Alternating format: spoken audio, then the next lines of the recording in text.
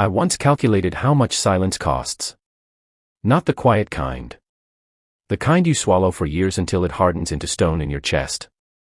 For me, that number was $860,000. And the moment my father refused $3,000 for my daughter's surgery, because your brother needs it more, that stone finally cracked open. I didn't scream. I didn't cry. I just ended the call, and began ending everything else. My name is Elias. 39 now. I build things that make rich people feel like they've tamed nature, private terraces with Japanese maples that blush crimson in October, infinity pools that mirror the sky so perfectly you forget where water ends and heaven begins. My hands smell like soil and cut stone even after I shower. Clients call me the quiet genius. My family called me reliable. Same thing, different knife. Growing up, the rules were invisible until you broke them. My younger brother, Rowan, was the light in every room. Golden curls, easy laugh, the kind of boy who could spill grape juice on white carpet and somehow make it charming. When he cried, the house tilted toward him. When I succeeded, straight A's, track medals, college acceptance, it landed like expected mail. No celebration.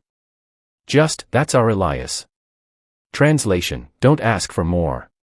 You already got what you deserved. I remember being 14, Rowan 12. Christmas morning. 2 wrapped boxes under the tree. His held the latest gaming console, still warm from the store. Mine was a used graphing calculator and a set of mechanical pencils. Dad clapped Rowan on the back like he'd won a war. Mom leaned close and whispered, "You're practical, sweetheart. You'll always land on your feet." I stared at the calculator like it might explain why love had weight limits. It never did. College was the same script, different stage. Rowan's tuition appeared like magic.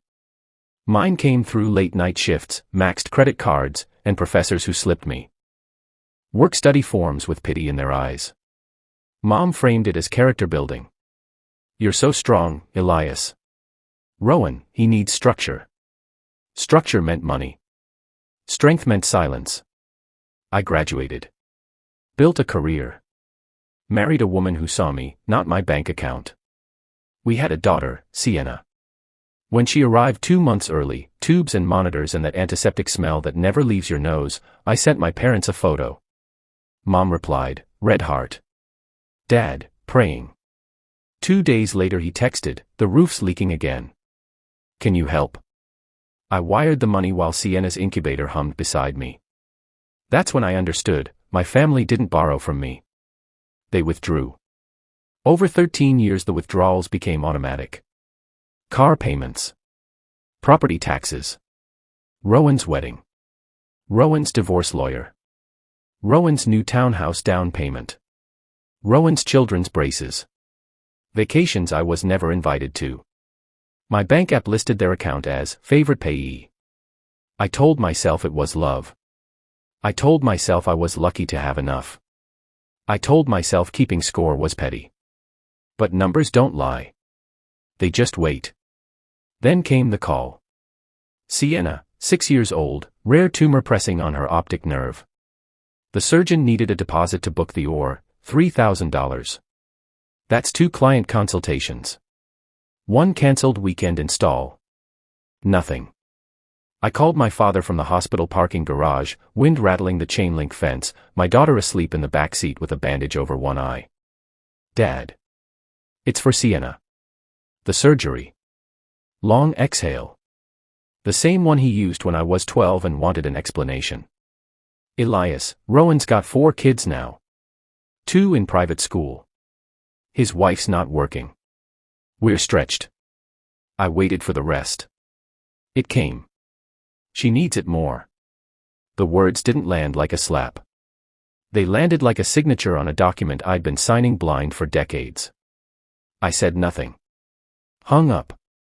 Watched rain streak the windshield while Sienna breathed softly beside me. That night I didn't sleep. I opened every banking record since 2012. Date. Amount. Memo. Recipient. I built the truth in columns. When the total blinked onto the screen, $860,000, I felt the air leave the room. Not anger. Recognition. I had funded their entire retirement fantasy. Rowan's lifestyle. Their comfort. While my daughter waited. I didn't write an angry letter. I wrote a spreadsheet. Clean. Cold. Irrefutable. Every transfer. Every emergency. Then a second sheet, projected support. Monthly wires they no longer noticed, $6,200. Annual loss if stopped, $74,400. I attached both. Subject line, financial history and boundaries. I sent it at 7:14 p.m. Then I paid Sienna's deposit myself, sold a set of custom limestone benches I'd carved for a client who ghosted. Booked the surgery. Held my daughter while she asked why Grandma and Grandpa weren't coming to visit anymore. I told her the truth I wished someone had told me at 6, sometimes grown-ups make choices that hurt. We choose different ones now. They unraveled predictably. Mom's voicemail first, tears, we love Sienna, this isn't fair. Dad's, anger, after everything we've done for you.